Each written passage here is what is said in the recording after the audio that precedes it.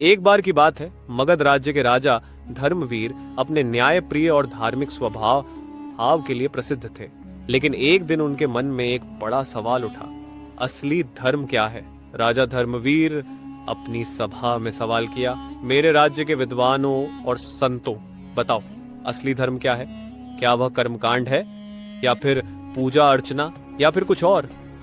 सभा में सन्नाटा छा गया। सभी सोचने लगे, लेकिन कोई भी संतोषजनक जवाब नहीं दे पाया। राजा ने फैसला किया कि वह इस प्रश्न का उत्तर खोजने के लिए साधु संतों और विद्वानों से मिलेंगे। राजा अपनी यात्रा के दौरान वह एक साधारण वेशधारी बूढ़े फकीर से मिले। राजा ने अपना सवाल दोहराया, असली धर्म क्या है?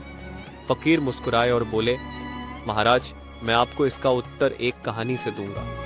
एक गांव में दो पड़ोसी रहते थे। एक था सुरेश, जो रोज मंदिर जाता था, पूजा करता था, लेकिन अपने पड़ोसी रामू की मदद कभी नहीं करता था, जो गरीब और बीमार था।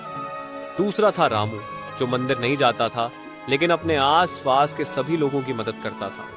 अगर किसी के पास खाना नहीं होता तो वह अपना खाना बांट देता। अगर किसी को सहारा चाहिए होता तो वह अपनी तकलीफ भूलकर उनकी मदद करता। एक दिन सुरेश ने रामू से पूछा, तुम मंदिर क्यों नहीं जाते? क्या तुम्हें भगवान पर विश्वास नहीं?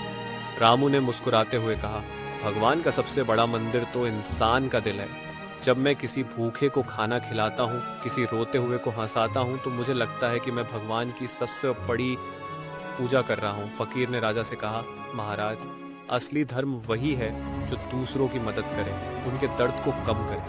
पूजा और कर्मकांड का महत्व तभी है जब आपके कर्म भी धर्म से जुड़े हों। अगर आपका धर्म इंसानियत के लिए नहीं है तो वह असली धर्म नहीं हो सकता। राजा ने विनम्रता से सिर झुकाया और कहा, अब मुझे समझ आया कि असली धर्म ईश्वर की सेवा से ज्यादा उसकी रचना की सेवा करना है। यह धर्म प्रेम, दया और मानवता में छिपा है। इस कहानी से हमें सीख मिलती है कि असली धर्म दिखावे में नहीं, बल्कि दूसरों के जीवन को बेहतर बनाने में है।